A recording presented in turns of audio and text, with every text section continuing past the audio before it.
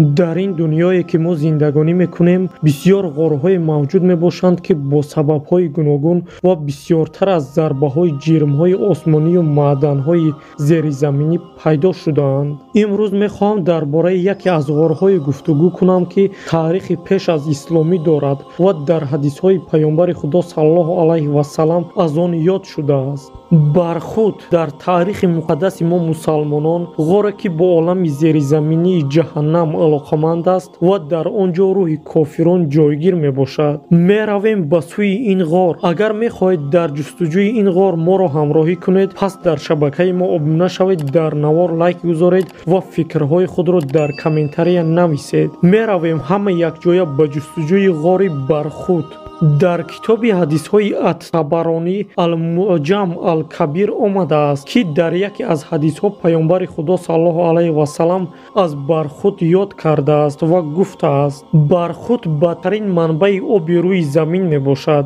дар он ҷо дар баробари рӯҳи кофирон ҷинҳо зиндагӣ мекунанд ва ҷияни паёмбар ҳазрати алӣ мегӯяд ки рӯзе ин ҳама рӯҳҳо аз он ҷо хоҳанд омад ва ин рӯз рӯзи охирини башарият хоҳад буд.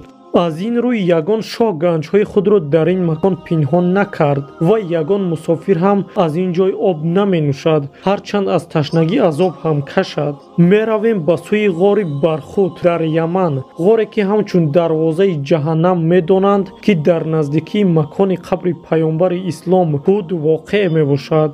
мардуми ин сарзамин ҳатто аз номи бархуд метарсанд ва бо он наздик намешаванд. аз даруни ин ғор бӯи баде меояд. ин мардум бар он ақида мебошанд ки ин макон ҷои иқомати ҷинҳо ва девҳо мебошад. аз ин рӯ ин ҷойро хело хатарнок медонанд. тавре ки яке аз сокинони пойтахти яман санъо гуфт, дар асри 21 теъдоди зиёде аз ҳамватанони ӯ бо ин ақидаанд ки дар шарқи кишвар на дуртар аз марзи умон дар албиёбони маҳра дарвозаи ҷаҳаннам воқеъ аст. чӣ хеле ки муайян карда шуд, қурии ин ғор то 112 метр буда, диаметри даромадгоҳаш 30 метр мебошад. аввалин муҳаққиқони кашфи ғорҳои умон аввалин шуда бар ин ғор даромаданд.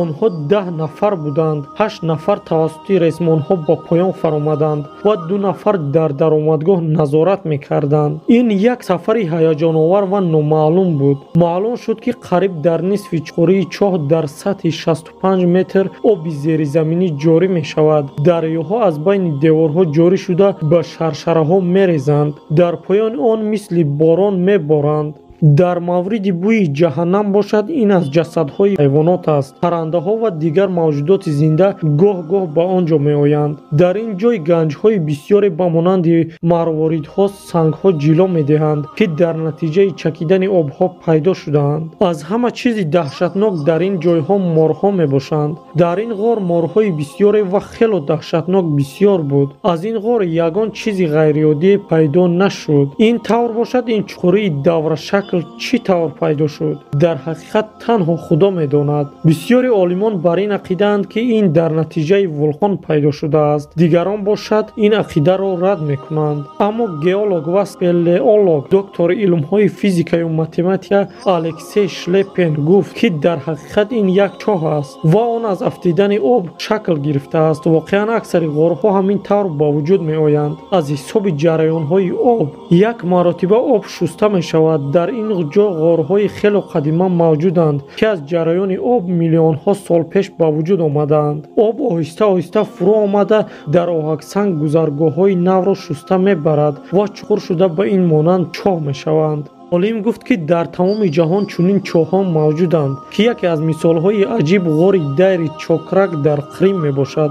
ин ном ҳамчун сарчашмаи монастирӣ, чашмаи монастирӣ тарҷума шудааст. ин чоҳҳо комилан як хел пайдоиш доранд. бархуд 112 метр мебошад. спелеолог таҳқиқ кард ки ин миқдори ками чунин ғорҳо мебошад. онҳо метавонанд то 400 метр шаванд. хайр бародарон, ҳамаи ақидаҳои худро дар комментария нависед. танҳо худо медонад ҷаҳаннам дар куҷо қарор дорад. мо бошем сухани ин олимро нею ба гуфтаи паёмбари худо гӯш медиҳем то наворҳои навбатӣ.